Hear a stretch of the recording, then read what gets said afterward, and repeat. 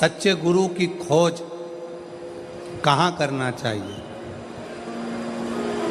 ईश्वर की खोज कहाँ करना चाहिए? सच्चे गुरु की खोज कहाँ करना चाहिए? तो गुरु गोविंद सिंह जी ने कहा, अगर सच्चे ईश्वर की खोज करना है, सच्चे गुरु की खोज करना है, तो गुरु ग्रंथ साहिब को, गुरुवाणी को श्रवण करना प्रारंभ कर दो।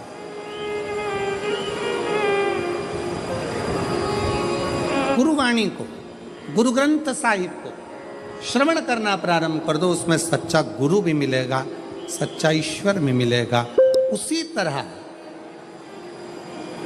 गुरु गोविंद सिंह जी ने जैसे कहा कि अपने शास्त्रों का अध्ययन करोगे, पढ़ोगे, वेदों को, शास्त्रों को, पुराणों का जब अध्ययन करोगे तो वो ईश्वर भी मिलेगा और कोई सच्चा गुरु भी मिलेगा। ईश्वर भी मिलेगा, सच्चा गुरु।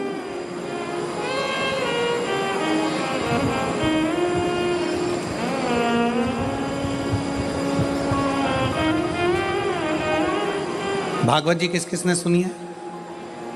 हाथ उठाओ जल्दी से। जिन्होंने श्रीमद् भागवत सुनी है वो लोग हाथ उठाएं। सबने सुनी है? रख लो।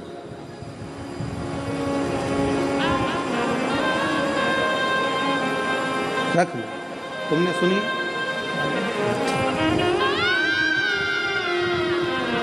सब सुनो।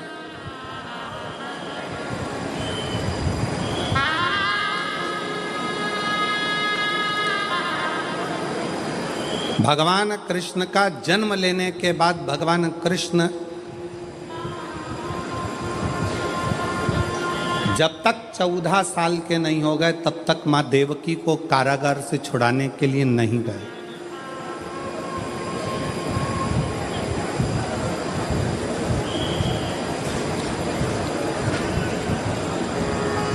गए नहीं। कितने वर्ष के हो गए थे भगवान कृष्ण? जम के बोलो जरा। 14 वर्ष।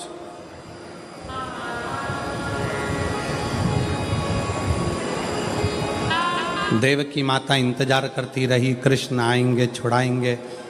देवकी माता को मालूम पड़ा कि पूतना को मार दिया, तृणावत को मार दिया, अघासुर को मार दिया, बकासुर को मार दिया, इसको मार दिया, उसको मार दिया। कृष्ण आएंगे, छुड़ाएंगे, कृष्ण आएंगे, छुड़ाएंगे। बचपन में गोदी में पूतना का जो संहार कर देते हैं, तृणावत को जो बाल्यावस्था में ही मार देते हैं, वो चाहते तो पहले, सबसे पहले जाकर माता देवकी को कारागार से छुड़ा। 1 साल के हो गए, 6 महीने के हो गए,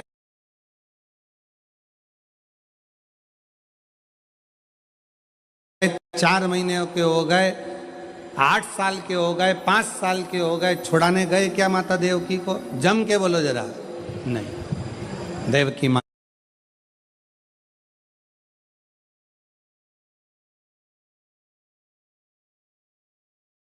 इंतजार करती रही, कृष्ण आएंगे, मुझे छुड़ाएंगे। श्रीमद् भागवत का संवाद है ये, बड़ा सुंदर संवाद। इंतजार करती, आएंगे, छुड़ाएंगे, आएंगे, छुड़ाएंगे। यहाँ पर सूरत में जिन्होंने बहुत भव्य और विशाल शिव पुराण की कथा कराई, ऐसे पाटिल परिवार यहाँ दोनों भाई बैठे होंगे। कहाँ बैठे होंगे?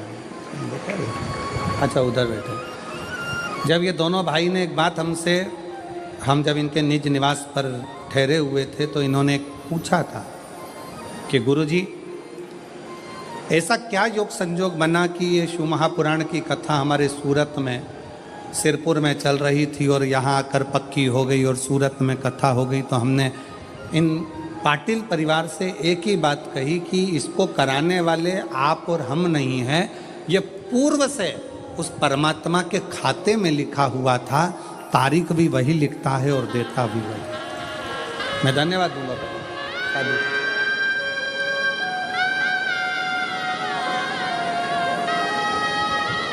शाहदा वाले इतने दिनों से इंतजार कर रहे थे। विधायक श्री राजेश दादा पांडवी जी को यहाँ भगवान ने योग बनाया और पांडवी जी को यहाँ पर भगवान ने ऐसा योग बनाया कि उनको विधायक यहाँ से चुनवाया। ये योग किसने बनाया? उस शंकर ने। और चुनवाकर यहाँ का विधायक बनाकर फिर भोलेनाथ ने आज्ञा करी कि अब तू इस क्षेत्र में शिव पुराण की कथा करवा, क्योंकि ये क्षेत्र कोई साधारण नहीं है। शहादा की भूमि एक ऐसी भूमि है जिसके आसपास में प्राचीन प्राचीन शिवालय बसे हुए हैं। माँ ताप्ती जहाँ बह रही हो, जहाँ शंकर अलमस्त होकर रह रहा हो, जहाँ प्रकाशा जैसा गांव बसा हो, जिस प्रकाशा में प्राचीन प्राचीन शिव तत्व विराजमान हो, उस शहादा का तुम आनंद लेकर ये शिव तत्व को विराजमान।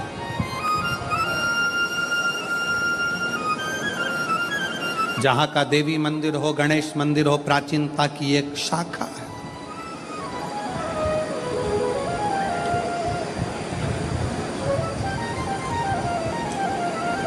जहाँ के क्षेत्र में बन रहा नया नारायण जी का मंदिर प्राचीनता की शाखा बने।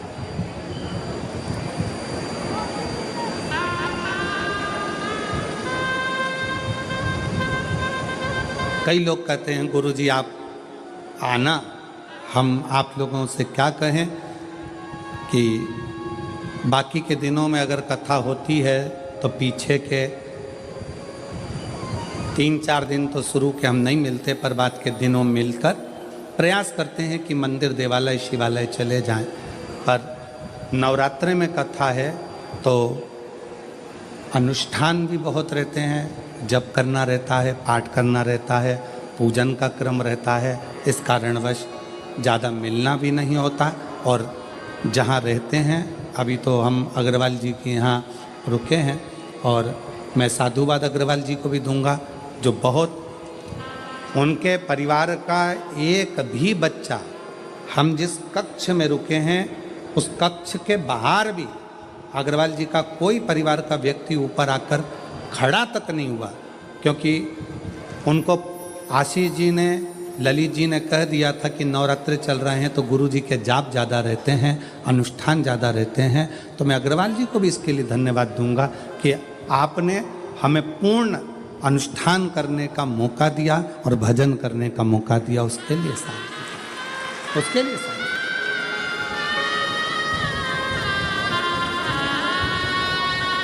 कल कथा में आपको कहा था कि उम्र 40 की हो जाए और कमर 40 की हो जाए तो भोजन की मात्रा कम कर कर भजन की मात्रा को बढ़ा लो। हमारी भी 40 हो चुकी है।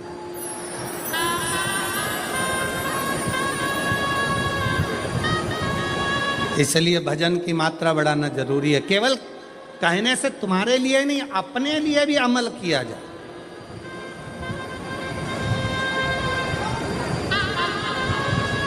एक वक्ता का सबसे बड़ा क्रम वो होता है कि वक्ता जितनी बात बोले ना वो अपने व्यवहार में भी ले।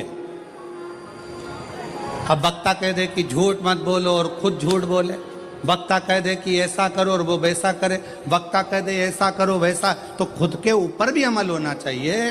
अपना भजन का बल बढ़ाना प्रारंभ करिए, स्मरण का बल बढ़ाना प्रारंभ करिए। भगवत भजन बढ़ाओ, बढ़ाओ।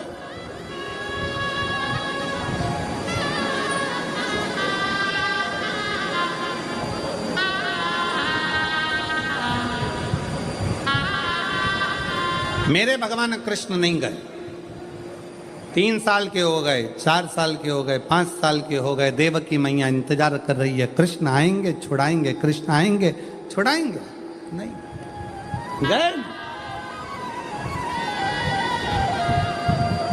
भगवान कृष्ण जब माता देवकी को छुड़ाने के लिए पहुंचे तो देवकी माता ने भगवान कृष्ण को कहा, श्रीमद् भागवत का संवाद है।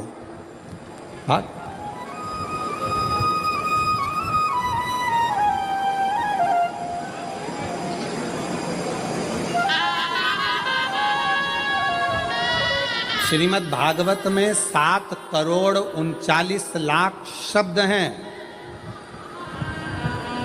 7,39,00,000 शब्द में से ये जो शब्द हैं श्रीमद् भागवत के, वो शब्द हमारे जीवन को एक अलग से बल देते हैं, अलग से बल देते हैं।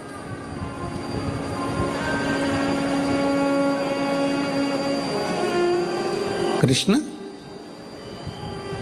मुझे छुड़ाने में 14 साल लग गए तुझे।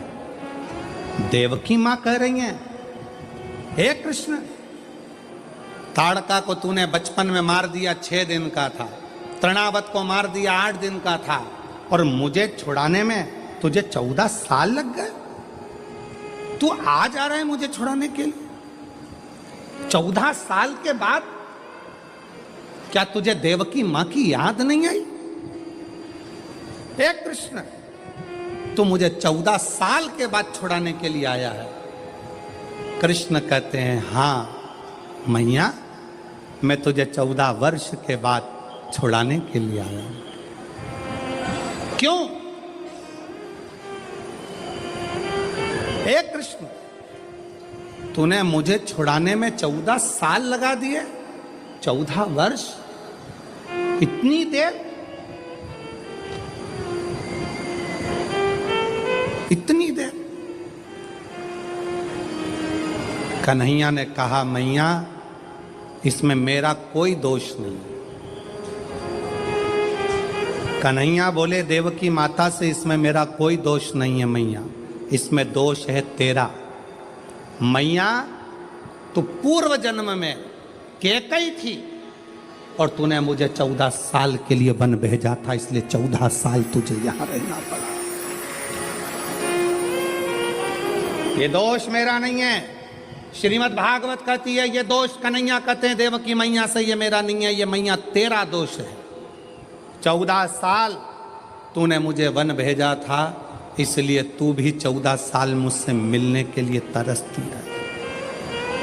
कन्हैया, एक बात बता, मुझे छुड़ाने में तुझे 14 साल लग गए और 14 साल तू यशोदा की गोद में खेलता रहा। 14 साल तू यशोदा की गोद में बैठकर भोजन करता रहा। 14 साल तू यशोदा के आंगन में डोलता रहा। वो यशोदा कौन है? कृष्ण कहते हैं, मैया, वो मेरी पूर्व जन्म की कौशल्या माँ है, जो 14 साल मेरे इंतजार में रोती रही है। 14 साल मेरे इंतजार में रोई है मेरी कौशल्या मैया। जब 14 साल मेरे लिए तड़पी है तो मैंने भी रीत बनाई कि जो मेरे लिए 14 साल तड़पा है उसको 14 साल का सुख इस जन्म में दूंगा, और जो मुझे 14 साल के लिए वन भेज दिया है तो उसको 14 साल फिर तड़पना पड़ेगा। इसमें दोष किसी का नहीं है। मत बुरे कर्म कर बंदे, वरना पछताएगा। भगवान की आँखों से तो बच नहीं पाएगा, तू बच नहीं पाएगा। अरे ओ अज्ञानी, मत कर नादानी। अरे ओ अज्ञानी, मत कर नादानी। तेरे कर्म का फल भी तू ही पाएगा, जैसा किया तूने तेरे आगे आएगा। मत बुरे कर्म कर बंदे, वरना पछताएगा। भगवान की आँखों से तू बच नहीं पाएगा, वो बच नहीं पाएगा। भगवान कृष्ण कह रहे हैं इसमें मेरा दोष नहीं है, दोष तुम्हारा। सावधान शहादा वालों, जितने आस्था चैनल पर कथा सुन रहे हो, जितने फेसबुक यूट्यूब पर सुन रहे हो और जितने इस पंडाल में बैठकर कथा सुन रहे हो, दूसरे पर दोष मत देना। अपने मुख से कभी मत कहना कि मेरे पड़ोसी ने मेरे ऊपर टोना कर दिया, तंत्र विद्या कर दी, मंत्र विद्या कर दी। अगर ऐसे तंत्र मंत्र करने वाले होते तो बड़े बड़े फैक्ट्रियों को दीन नीचे गिरा देते, बड़े बड़े ऑफिसरों को उठा के पटक देते। कोई तुम्हारे पर न तंत्र करने वाला है, न कोई तुम पर मंत्र करने वाला है।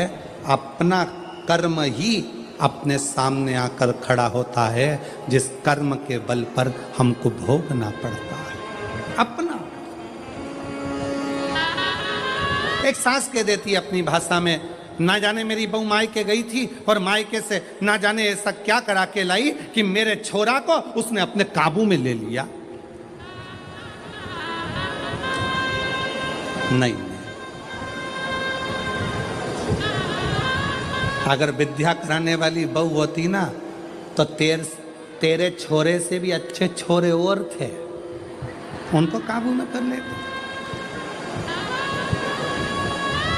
अरे बोलो तेरी जीजियों सही है कि गलत है? क्यों किसी की बहू को गलत इल्जाम लगाना?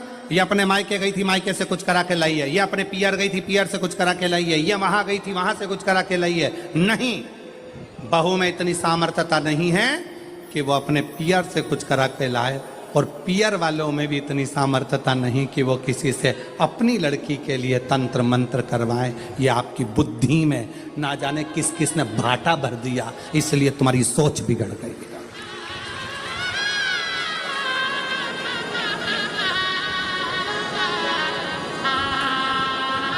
फिर कहा, फिर कहीं पहुंच गई महाराज जी के पास। महाराज जी बताओ, मेरी बहू बहुत क्रोध करती है, इतना चिड़चिड़ करती है, इसको थोड़ा डाउन करो ना, डाउन।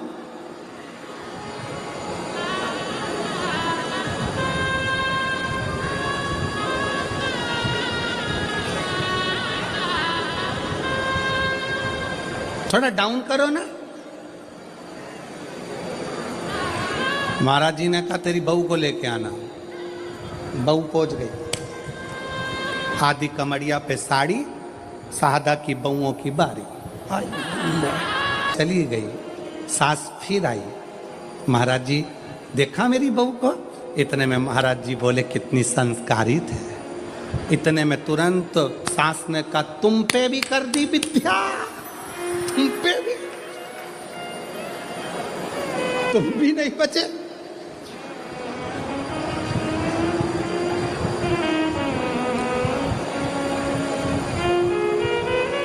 अरे भाई, बहुओं की तीव्रता देखकर सास को प्रसन्नता होना चाहिए। तुम्हारी बहू को 4 व्हीलर गाड़ी चलाना आती है, तुम्हें प्रसन्न होना चाहिए। तुम्हारी बहू को 2 व्हीलर गाड़ी चलाना आती है, तुम्हें प्रसन्नता होना चाहिए। तुम्हारी बहू बाजार कर कर आ जाए, तुम्हें प्रसन्नता होना चाहिए। तुम्हारी बहू लैपटॉप पर काम करे, तुम्हें प्रसन्नता होना चाहिए। तुम्हारी बहू तुम्हारे बच्चों को अच्छी शिक्षा दे, तुम्हें प्रसन्नता होना चाहिए।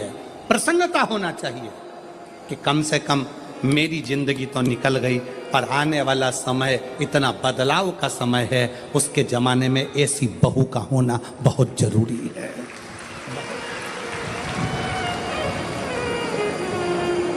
आपसे भी कहेंगे, जितने आस्था चैनल पर कथा सुन रहे हैं, जितने फेसबुक पर कथा सुन रहे हैं, जितने यूट्यूब पर सुन रहे हैं और जितने शहादा की भूमि पर कथा सुन रहे हैं, अपनी बेटी को परी मत बनाना, अपनी बेटी को तितली मत बनाना, अपनी बेटी को मधुमक्खी बनाना कि उड़े भी और डंक मारकर मुंह सुझा भी दे।